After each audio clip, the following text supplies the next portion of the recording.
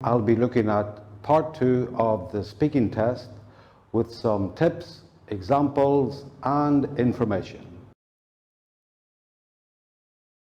Now I'm going to give you a topic and I'd like you to talk about it for 1 to 2 minutes. Okay, sure. And before you talk, you'll have a minute to think about what you're going to say, and you can make some notes if you wish. Do you understand? Yeah, I understand. Okay, so here's your paper and pencil for making notes, and here's your topic. I'd like you to describe a place you enjoy visiting. Okay.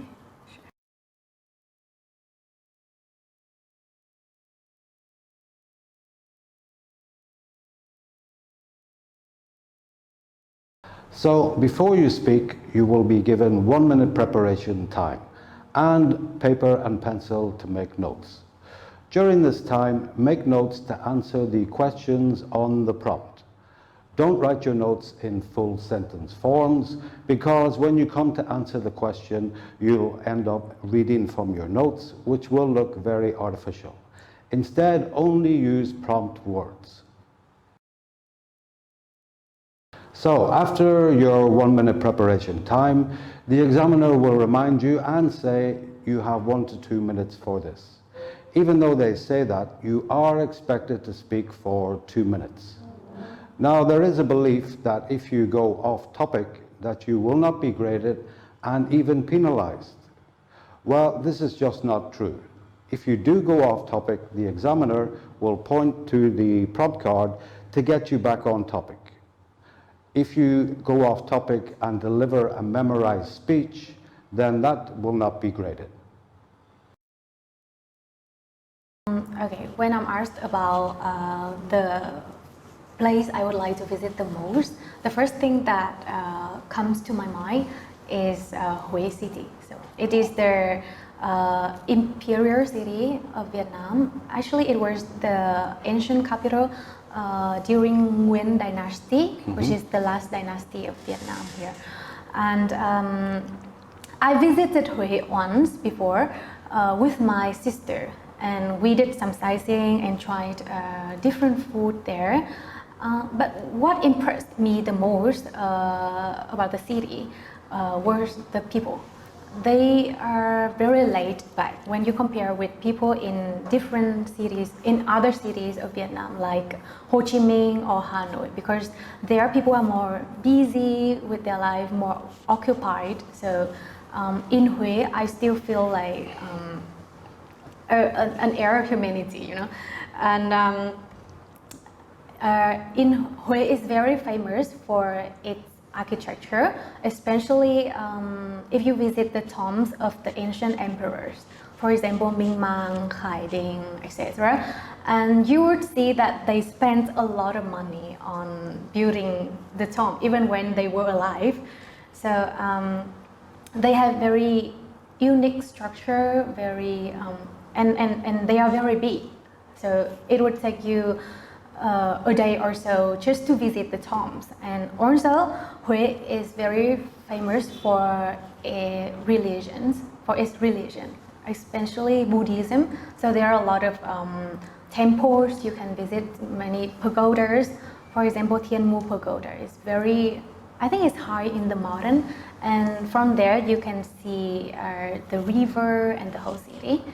And Thank you. okay. Don't be discouraged if the examiner interrupts you, even in mid-sentence. This means you've actually spoken for 2 minutes, and the IELTS speaking test has very strict timing. So, one of the common occurrences is students stop speaking before the 2 minutes are up. So, how can you speak for 2 minutes? Well, first of all, answer the questions on the prompt. Don't answer with 1 or 2 sentences. Expand your answers, give your experiences, your thoughts, and give examples. If you do finish early, the examiner will usually gesture like this or something like this to get you to continue, or they might point to the prompt on the card that you missed. If you don't answer, the examiner will ask, "Can you tell me any more about this topic?" If your answer is no, or you say, "I'm finished," then the examiner will stop this part 2. So speaking for 2 minutes can be a big ask for some candidates. However, after you've finished answering the questions on the prompt card, you can talk about a second time or a second place or a second person. For example, if your prompt is describe a city you would love to visit, you can describe the city and then describe a second city by saying something like, another place I would love to visit is, etc. After you finish speaking, there will be a follow-up question. Now, the follow-up question is always a yes/no question.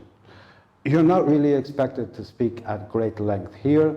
Just answer the question yes or no and expand on your answer why you said yes or no. The examiner will stop you after about 15 or 20 seconds. Thank you. Okay. So, would you recommend this place to others? Definitely, I would recommend it for everyone, especially for those who are interested in knowing more about the history of Vietnam. So in part 2, don't worry too much about topics. You don't need any specialized knowledge. Practice the 4 main topic areas of describing a person, a place, a thing, time or occasion. Use past papers, there's lots of great examples there.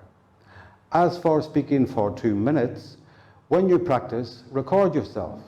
When you listen back, think of, are there any questions I could have expanded more on? Could I have given more experience, more examples?